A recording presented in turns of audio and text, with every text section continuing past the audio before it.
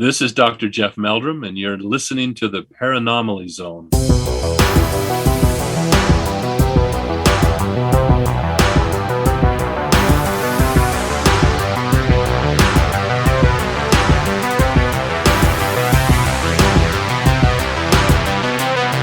Occurrences just beyond the reach of understanding.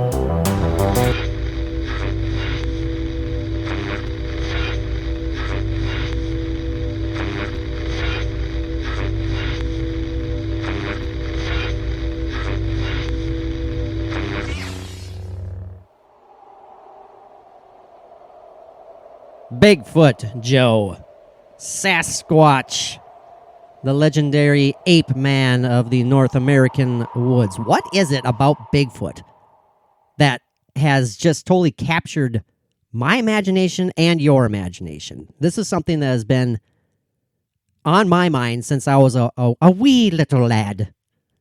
And sometimes I sit there and I think, why? But I figured, this is going to be a Sasquatch smorgasbord, so to speak. This episode is going to be basically just a casual conversation between two people who believe in the possibility of Sasquatch existing. And we're going to go from there. This is off the cuff. This is Patreon exclusive. You can swear as much as you want, Joe. We're not on video. Yeah, we're not on video, so you don't have to take your clothes off anymore, even though I know everyone's dying to see that. I was so looking forward to it. I was under the impression that was a nude podcast. I know. That's something that's been on my mind as well.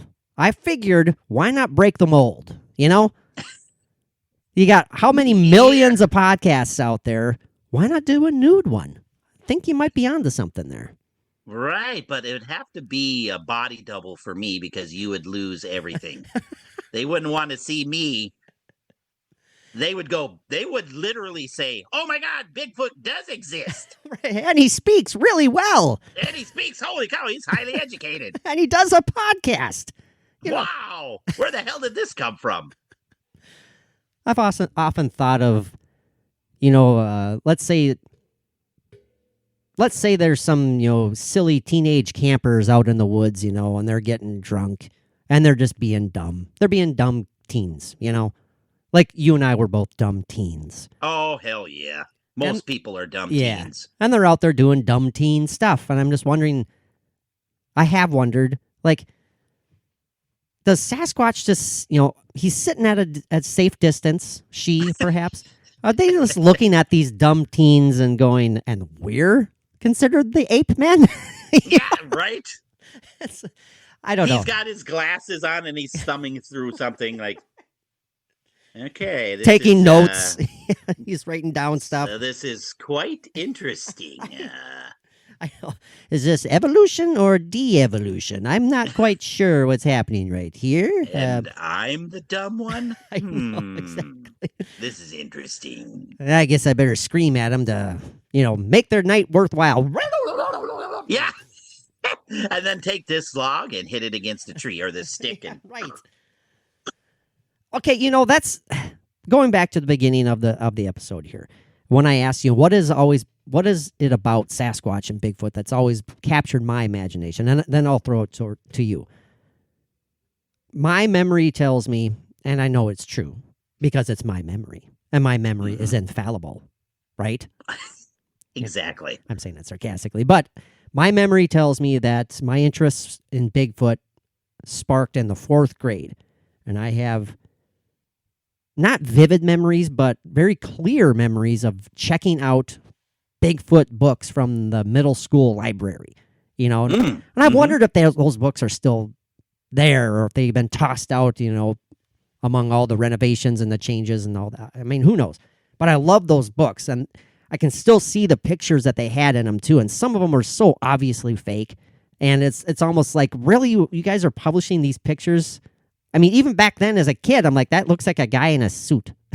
Right, exactly. I may be in fourth grade, but Yeah. I'm not that gullible. No, that's exactly true. But some of them were also like, oh, because they would have stills of like the Patterson film in there. I'm like, oh, okay, that's something just grabbed me. I mean, I don't know if it was out of fear or if it was just pure intrigue or both. And then I have memories, same year, gathering in gym class. When we'd all line up for gym class in the morning, lining up to do our calisthenics and our exercises, our warm-ups, and we'd line up. I don't know if you guys did. We'd line up in alphabetical order. And so there's the kid in front of me whose last name was Kapsner. And so he was obviously Kapsner, Kaufenberg. And we were never friendly before that. But for some reason, I don't remember how, we started talking about Bigfoot, and he had a similar interest in Bigfoot. This was fourth grade. And we both made plans then, Joe. That year in fourth grade, we both made plans that, God dang it, we were going to stick to it. When either of us were old enough to get our driver's license, we were going to drive to Alaska and start hunting down Bigfoot. I remember making those plans. Now, hunting down, I'm not saying we were bringing our guns to go shoot and try and kill Bigfoot. Right. We were going to go try and find him. That was what we were saying. But we were so sincere and passionate about that. And that never came to fruition. I don't know. No. Of course it didn't. First off, like, why do we have to drive all the way to Alaska? That was interesting. Right. Exactly. Surprised we didn't make plans to, sail across the Pacific. We're going to find this hairy bastard. One way or the other. And then finally, I remember having vivid nightmares about Bigfoot. Now, our listeners won't appreciate this, and I apologize. I'll keep it as brief as I can. But this, Joe, envision our house on Main Street, okay? Yes. You remember like the cement slab we had there that we used as a basketball court? Oh, yeah. And then we played our tennis baseball. Yeah, absolutely. Kind of love doing that. Right next to the garage. Now turn around and face where, the river is, Fishhook River, down the block. Yep. Now, picture me standing on that basketball court, facing down towards the river. It was at night. This is in my dream. So, basically pitch black in my dream, except for like the street lights, the street lamp lights. Mm-hmm. And I give myself the willies because it's one of those nightmares that will never go away. And I remember looking down in this dream and hearing, but not seeing, Bigfoot screams coming from the darkness. I could tell it seemed like they were coming from the river. And in the dream, they would come closer and closer. And I couldn't, of course, move or anything. I'm just transfixed. I'm like, what the hell? And then out of the darkness, I see a family of Bigfoot coming out of the darkness like 2 blocks away. And I'm just terrified, and I can't do a damn thing about it. I'm like, it's like the Austin Powers screaming, but you can't get out of the way of the steamroller. Yeah, exactly. Yeah. That's what I was like in my damn dream. And obviously I woke up and I survived. But that image and that sound and that dream will never leave. I don't know what the hell that's all about. Maybe that's what has been burned into my mind, but damn it. Something about Bigfoot. Do you have any particular memories, Joe, of when your interest was sparked? Or anything similar to that? I mean, if not, that's totally cool. But talk about your interest in this mystery and why. Why are you so fascinated?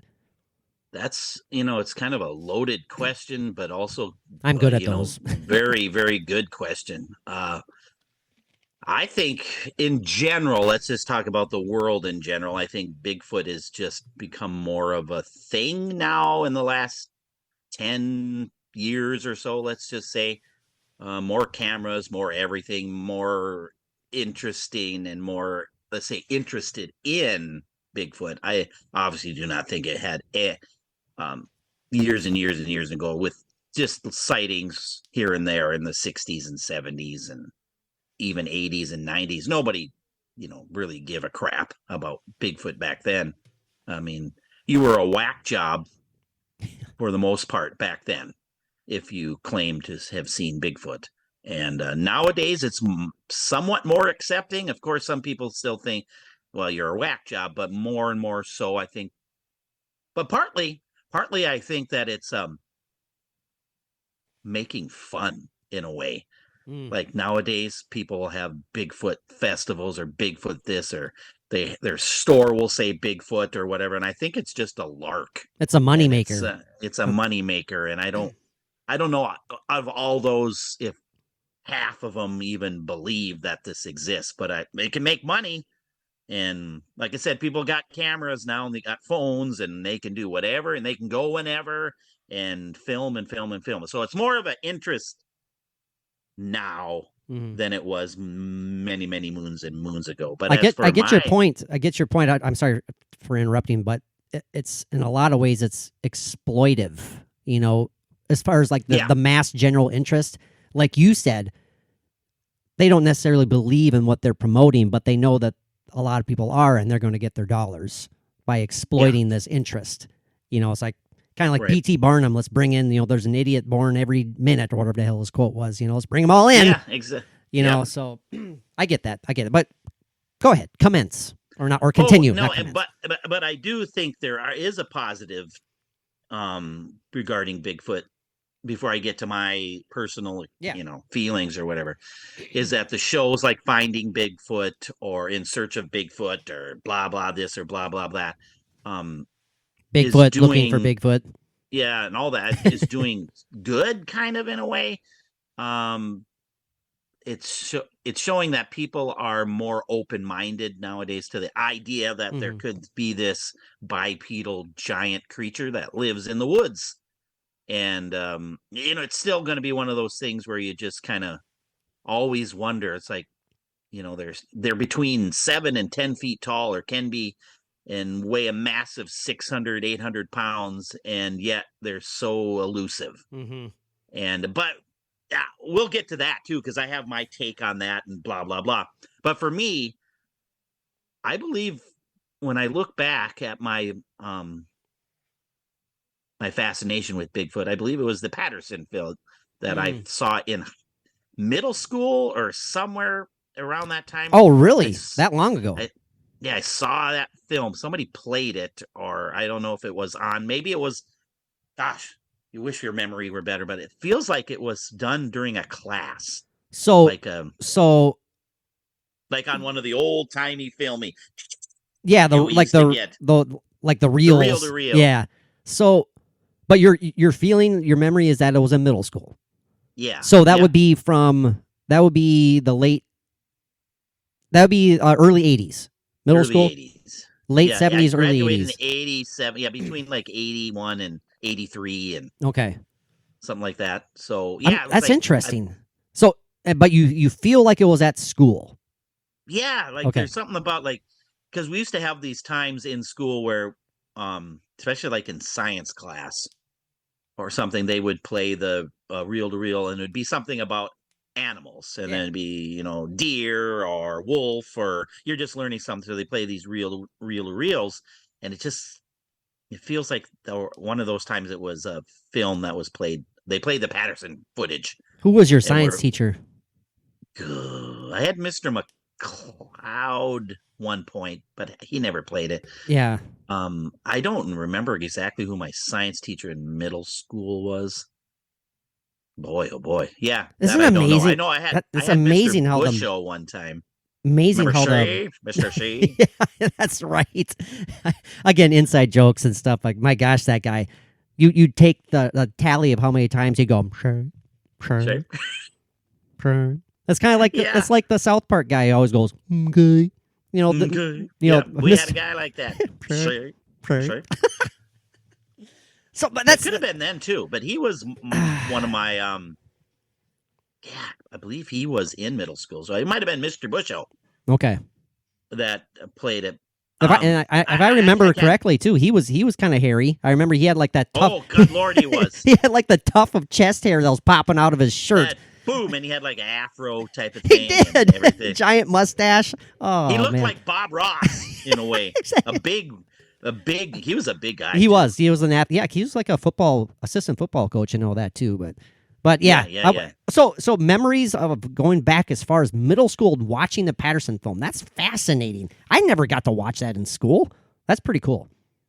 Yeah, so it went from there, and I don't know. I think it was, I don't know. But then that one film that you reminded me of, that weird Bigfoot thing where he rips the guy's penis off. Oh yeah. Oh shit! What's that called?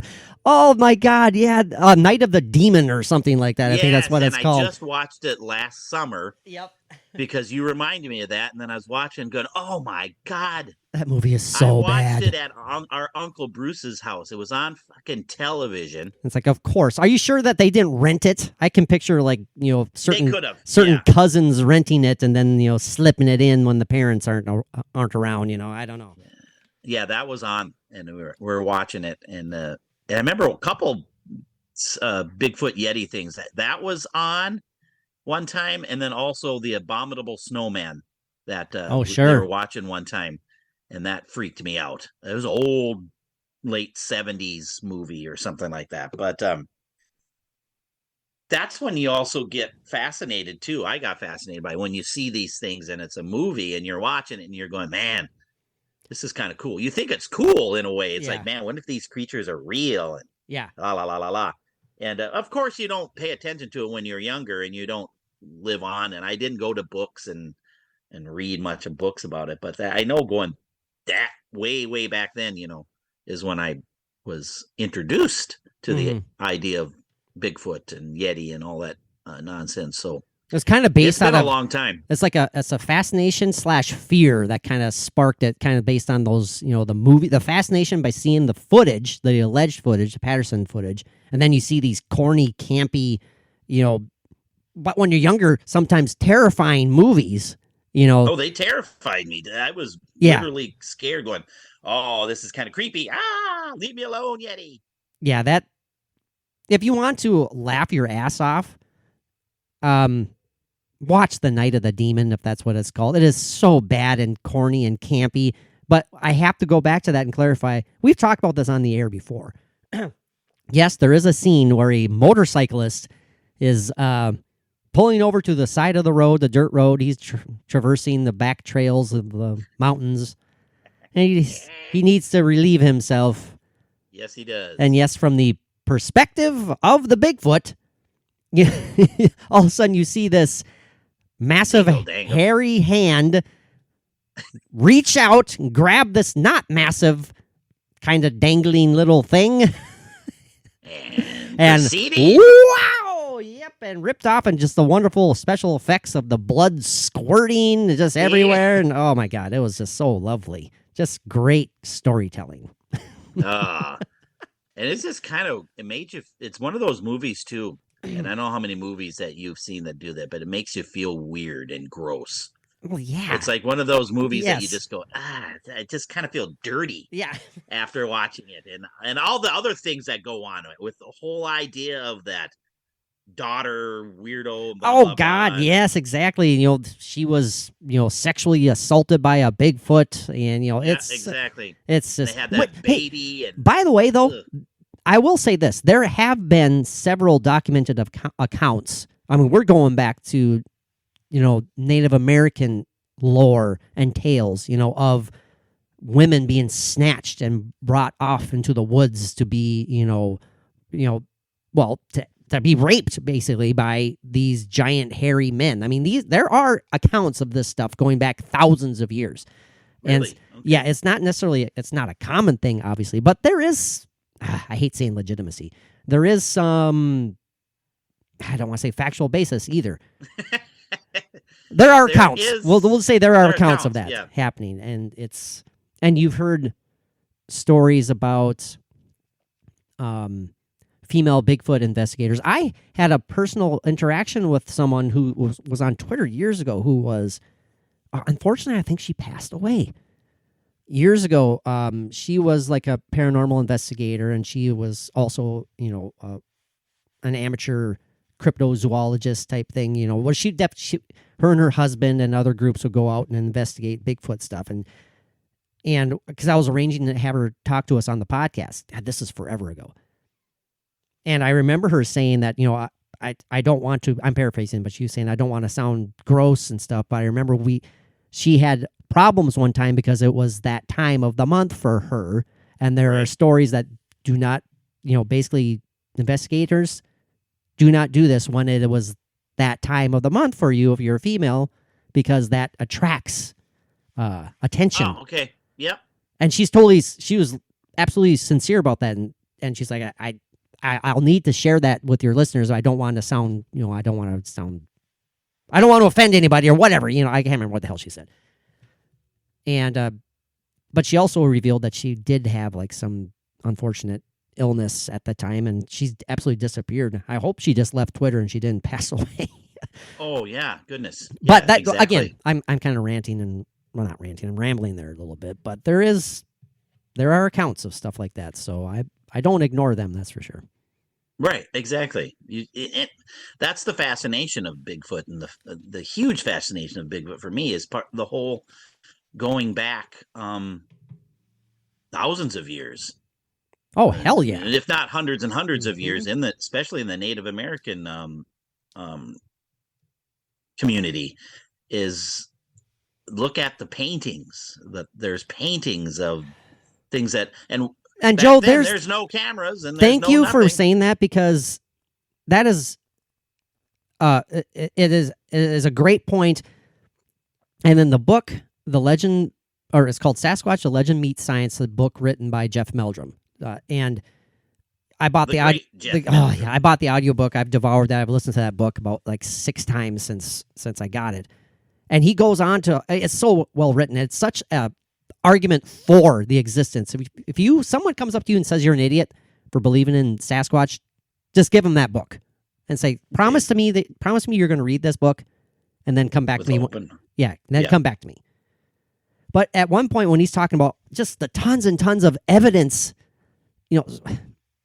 however you want to describe the evidence, that is supportive of this creature existing. Some of them included, like Joe, like you said, the paintings, which would not make any sense because these paintings predate Europeans arriving, and these paintings, they're basically irrefutable because they don't. It's like, where would they get this imagery from? They're not being instilled from the arrival of Europeans who are telling them tales, or it's.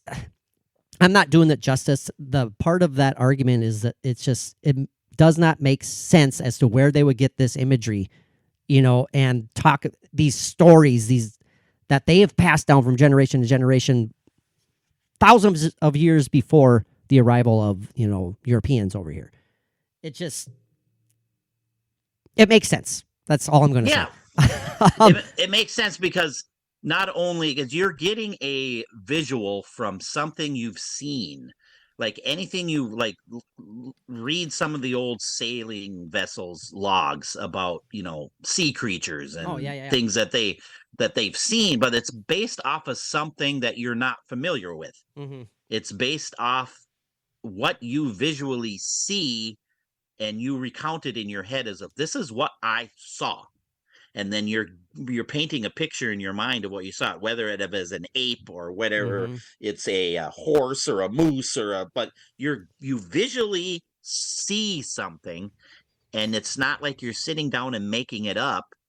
And it's a moment in your time that you're like, yeah, this is kind of what I visually saw the other day, and I'm going to put it down in what it was in my mind. So you paint it or you do whatever. Same with the sailors and stuff. They see something that's huge in the water, and back then you don't know what anything is, and then you write it down, and then you draw a picture of it, and then it becomes legend. Like, oh my God, whether it's, you can say it's factually now, oh, that was an oarfish, or that was a manatee, or that was whatever.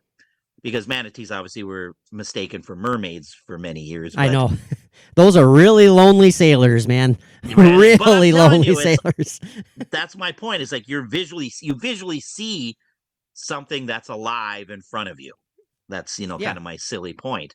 And then you make your own creation out of your head of what you deemed as, it's like seeing something 100 feet away that walks in behind a tree and then comes out behind a tree, and then for that 5 or 6 seconds you see it, you have an idea, and then you write it. Whether it ends up being something that caught weirdly in a shadow and it was, a deer or whatever, you still Right. saw something. Yeah. Oh, 100%. And then there's also the other point of view too. Those, the cynics, the pseudo skeptics, who just refuse to believe anything at all, or I shouldn't even say refuse to believe. They refuse to even contemplate the possibility. It's like, nope, not real, doesn't exist. Nope, you're an idiot. Never.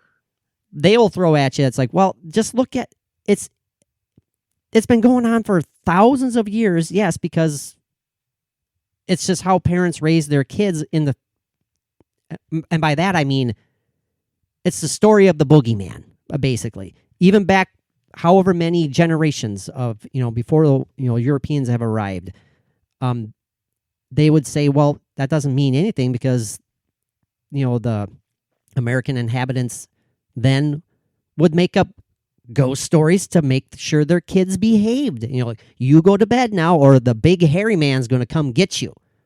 And that's, there's arguments for that as well. I get that. But to totally dismiss the possibility of that being a legit, and it's just basically a boogeyman story just to get your kids to behave, I don't buy that. It's like, that's so, it simplifies it so much. It generalizes it so much. It's like, nope, the whole, this 100,000 years of documented sightings of this creature. Nope, it's all just for people to try and get their kids to go to bed at night. Do you get what I'm going at there at all?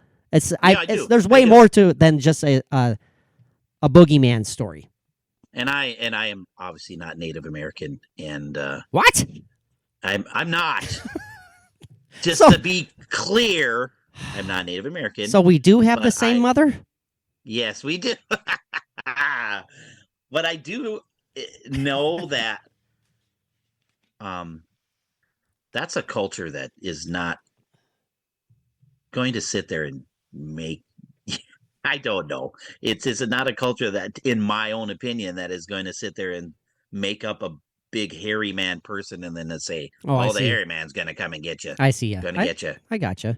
I just really think it's honestly, a visual. Can I interject again here? Another example that I don't know if you're familiar with the book, but it's really well written historical account. It's called The Trail of Tears. About the tragic migration, essentially the forced migration of natives across the country, basically.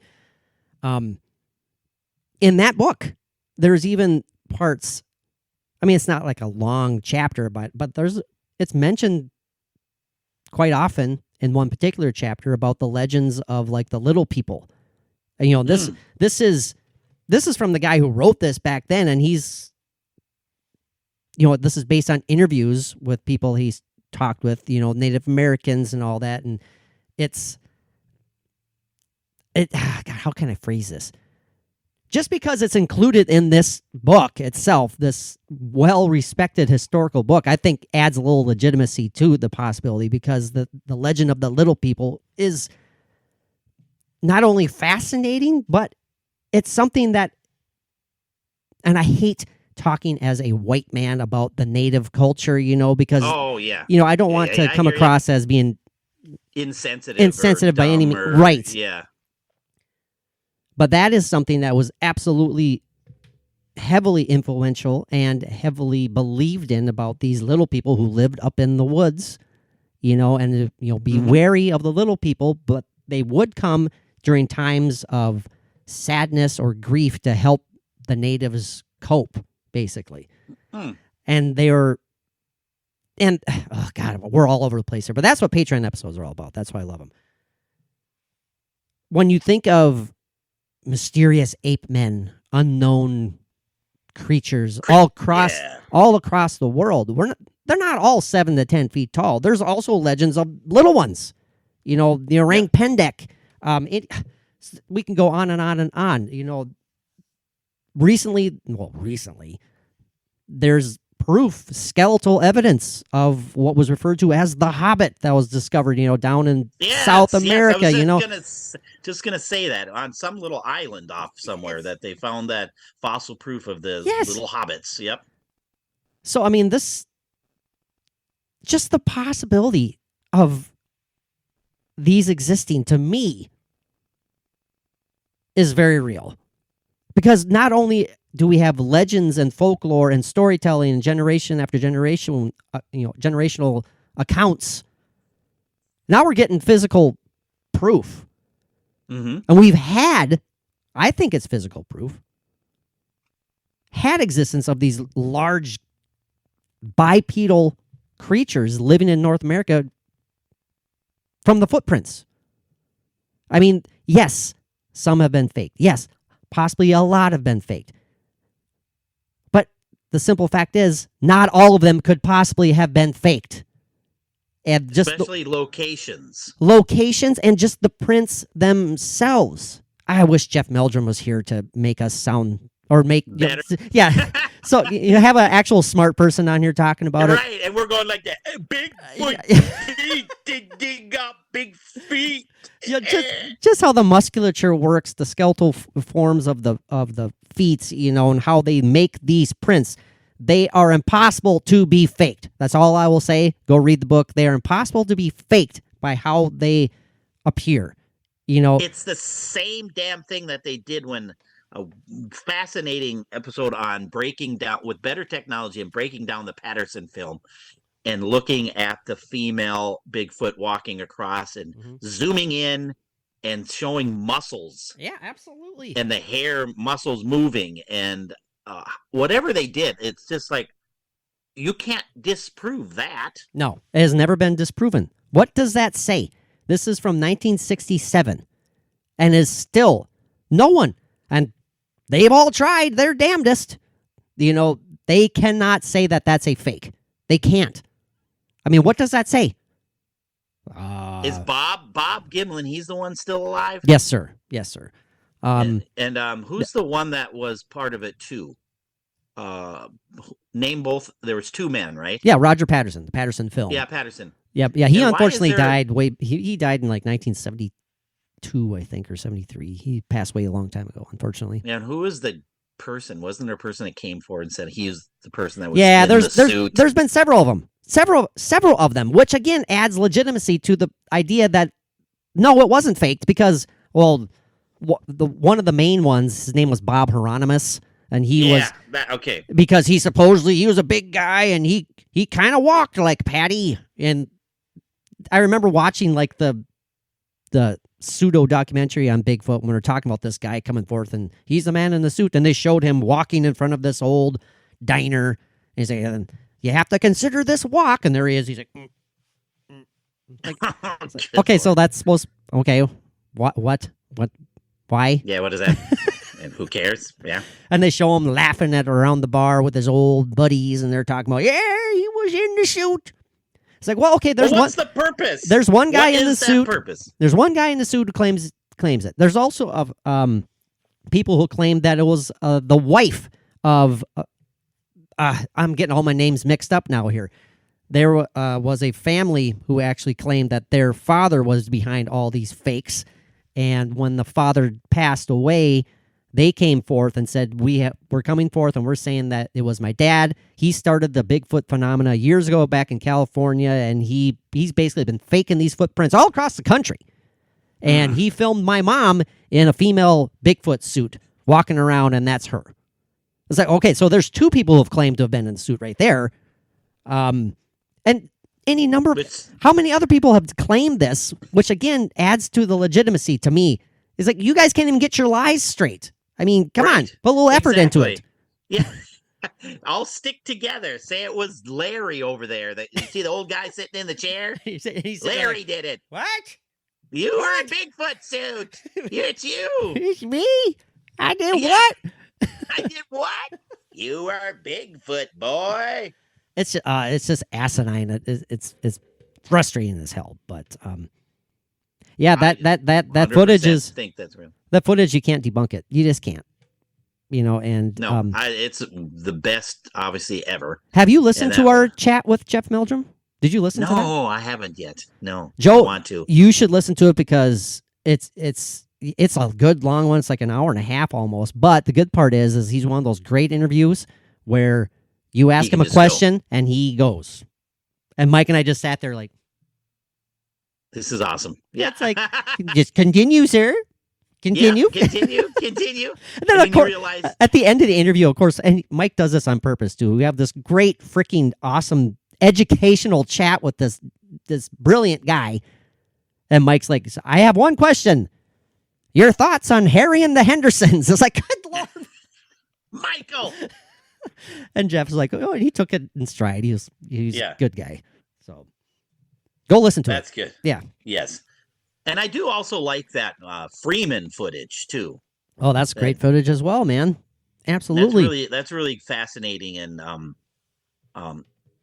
even his reaction seems And plausible. this is a guy who's featured heavily in Jeff's book as well, and because he's worked with him, and Jeff was very skeptical of this man, because he was an active Bigfoot investigator. He said that he saw Bigfoot quite often on his property, and so that's why he was out there with the camera. He wanted to document it. This this Freeman footage, I need to go find it again because I've never seen this aspect. But again, this is described very well in the Meldrum book. At the very end of the Freeman footage, before this creature walks out of view, supposedly you can see it as if it was bending over and picking up what maybe could be a child Bigfoot.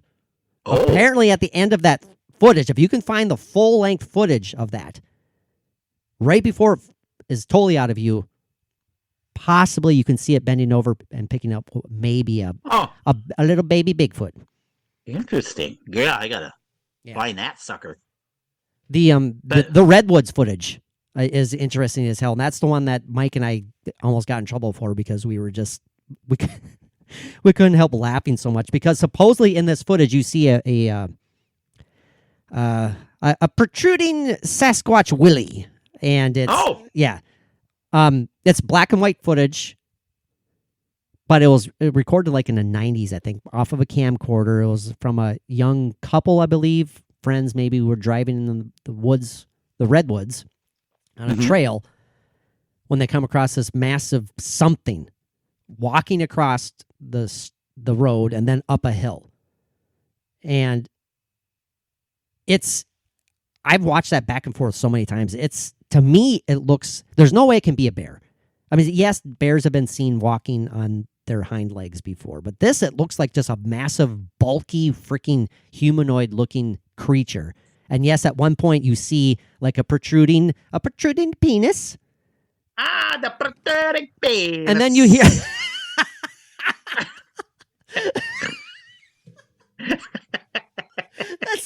That sounds like a crazy biology teacher that you might have back in the day. And now, boys and girls, you'll notice the protruding penis.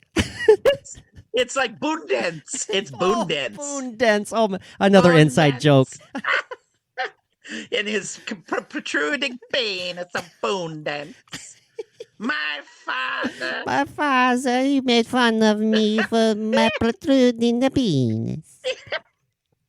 He said, boon dance, put that away. It is meant for procreation and not to play around with. God damn it. Okay. Oh, I have to send you a Snapchat now of my new Boondance take. Boondance is a dumb character. Joe and I have always been doing all these character made up, humorous takes on life. We make up all these weirdos and stuff, and that was the latest one for me. Is some poor little child. His name's Boondance, who hasn't lived a very happy life. No, his parents do not love him. No. So, anyways, this creature, supposedly, yes, the protruding penis is seen on camera, and people who argue for it say, well, that obviously is possibly, again, it might sound humorous, but it might be a physical reaction out of fear from this creature. Okay. Because, apes, monkeys have been shown and also Joe's kind of smirking a little bit here. They No, have it's just in primate I get studies, it. like in defensive or dominating modes, like the male ape will sometimes flash its erection to Yes, show yes. dominance, basically. And so that's kind of what people are suggesting may be the Suggesting. case. Cool. Yeah. So No, it's like everything. Yeah. Of course, everyone can get a chuckle, and the people listening will chuckle about that too. Just the visual, but of course. it's just another. It's a factual, scientific, bioluminescent. That's not right, but I get you. Yeah, whatever. Wrong word, but about the animal kingdom and Yeah. all the stuff. It's like. Yeah, it's That would be anything that- fascinating if Bigfoot was bioluminescent, though. Can you imagine if it was able to create its own light, like those creatures in the depths of the ocean? All of a sudden, you see a glow in the dark Bigfoot. Good God! They've suggested that. Oh That man, he's what was that one I was just watching a very fascinating thing on I think it was the Alaskan Triangle series or something. yeah. And they talked about that, and this Native American who lives around there is talking, the reason why you can't see Bigfoot ever is they have the capability of that where they can turn sideways and then it disappears. They Almost- have this yeah. thing in their skin and their hair where it's like bioluminescent, and it just blends into the thing, and then you don't see it, and you're like, oh, it's not there. almost like a And then it cloaking ability, almost. Yeah, yes, he was explaining this very well. I was like, wow, that's freaking fascinating as well. It's just Well, they're then there's so elusive. and there's also the argument that they aren't of this earth, Joe. And Yeah, I mean yeah. they're related to the aliens essentially, or that they're interdimensional.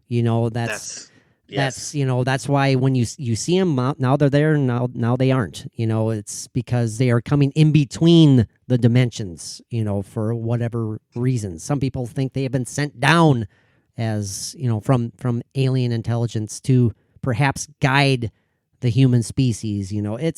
There's so many. Yeah, they are bizarre. There are so many bizarre theories out there, but I'm not dismissing any of them. I lean towards it's a biological entity. It's a creature that has evolved on Earth.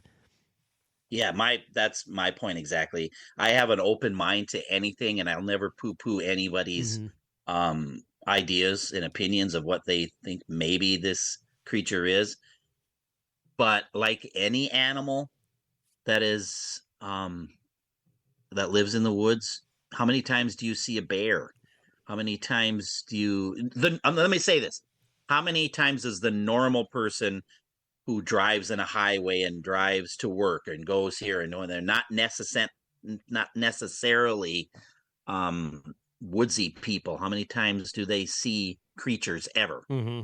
How many times do you see a bear walk across the road, or a porcupine, or a skunk, or anything like that? Do you see them all the time? No, you don't.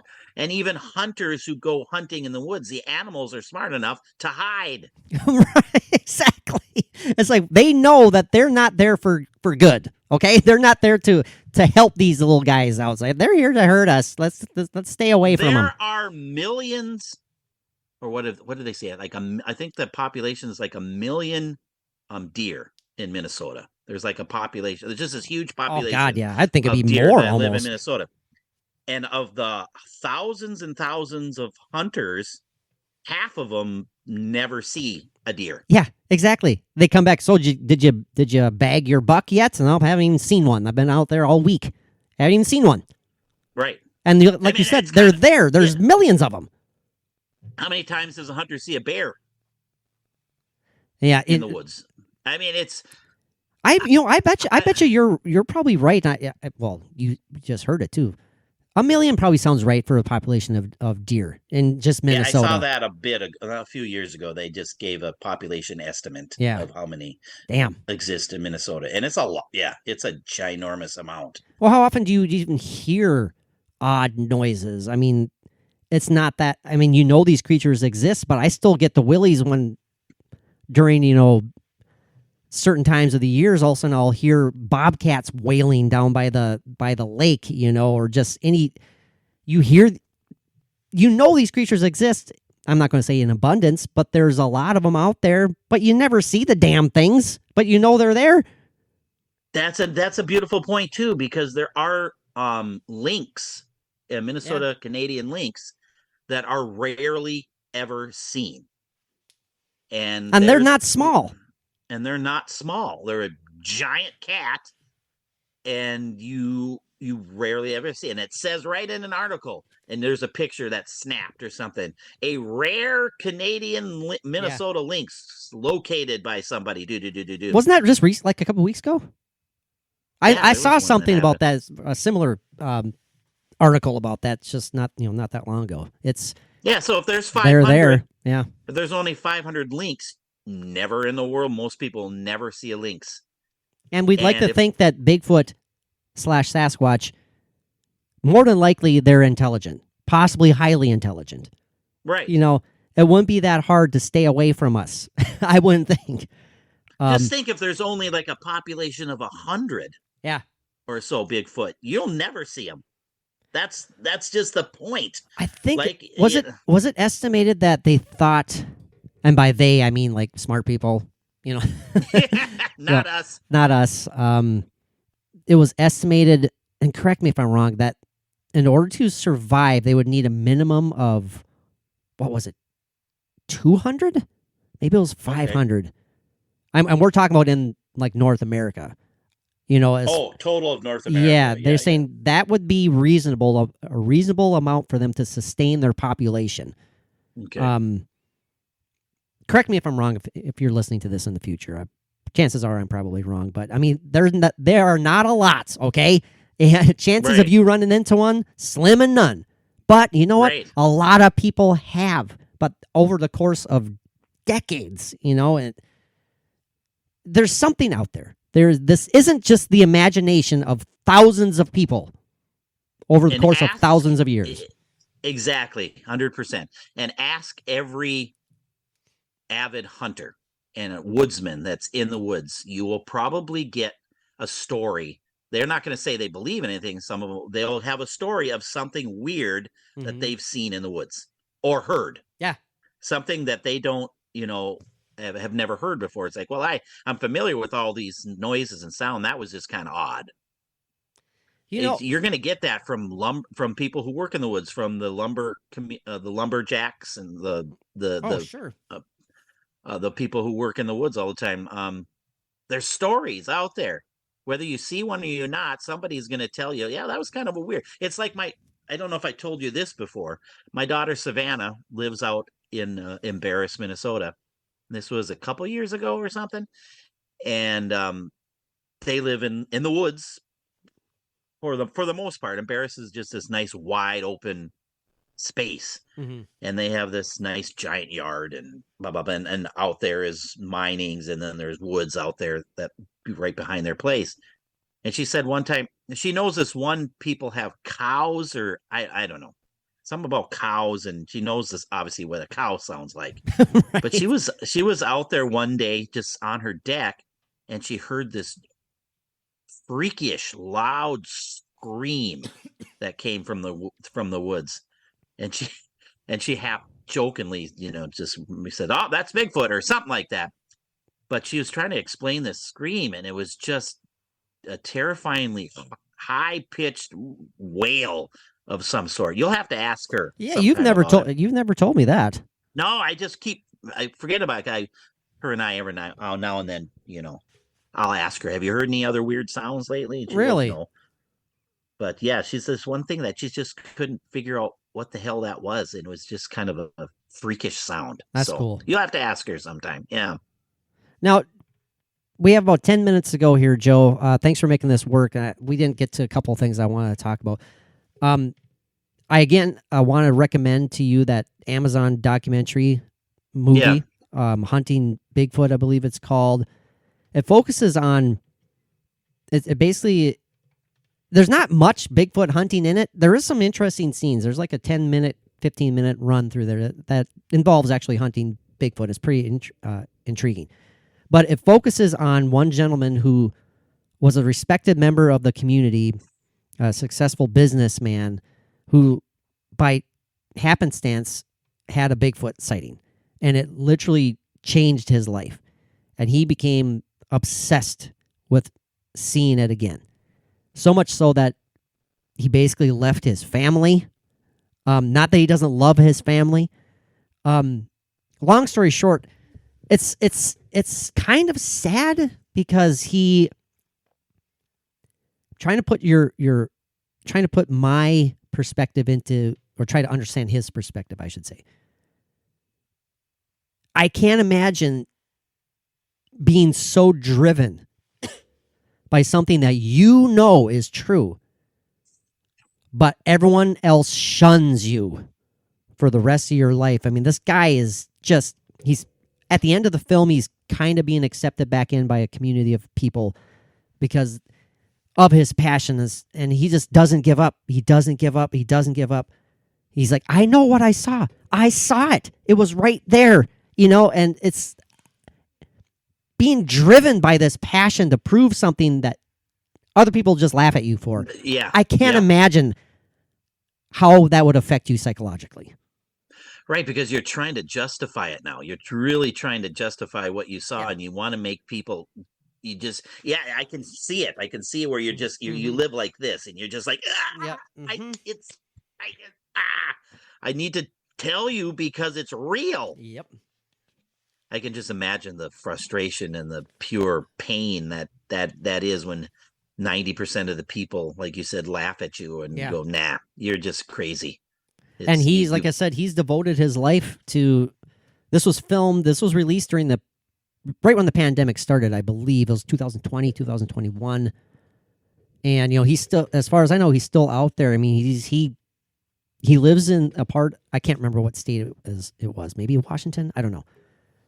But he spends the majority of his time out in the deep, deep woods and in the mountains, and he's out there. he's by himself. He's got his little broken down tent. He's eating his canned beans, and his rice, and he's a woodsman. He's out there in the woods.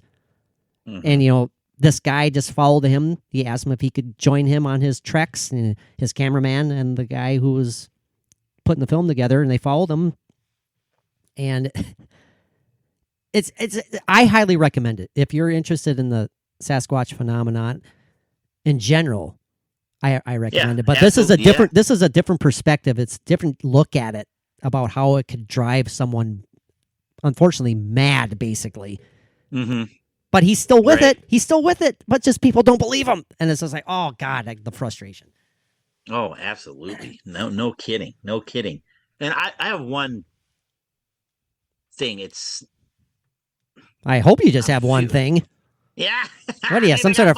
What do you got? A freak on? Oh, God damn! A freak's on the loose in Babbitt with his multiple things. What the hell, Joe? Yes.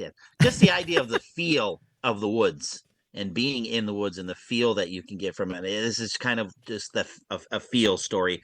I went hunting many moons ago when we were still in Babbitt, and we have these really nice hunting trails here, just outside of town. And so I parked, at the time I had a Jeep, or was the truck? Anyways, I parked it, and then there was this trail that went off in the woods, and I was going grouse hunting. And so I skitter my way through this, trying to follow this animal trail. I think it was probably like an animal trail. Mm-hmm. And humans obviously were in there too, and it was a nice trail. And so I was walking in there, and there's a little stream and a creek, and then you hopped over the creek, and you're keeping going. I still visually can see it, and going and going and going and going and going and going and going and going and going. And I'm sure I didn't go that very far, but I immediately stopped. And the hair on I don't have much hair, but whatever hair I did go, kind of stood up on, and I got the goose pimples, and I got scared like immediately.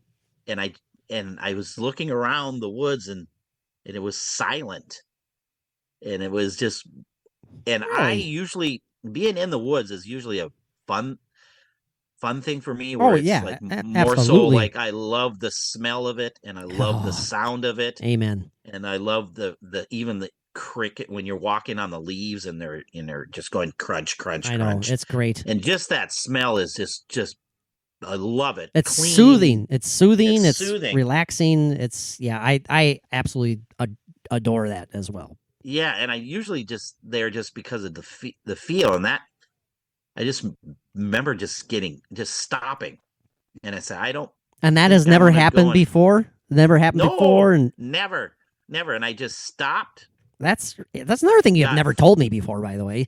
and I freaked out in my brain. I'm going, this is just weird, and then I just started looking everywhere, darting my head back and forth, looking into the woods as far as I could, if I could hear anything, and I said I'm not going any further, and I left. Really? So, Yeah. I mean, as cliched as it sounds, did you feel like something was watching you or something? Yes, I did. I did.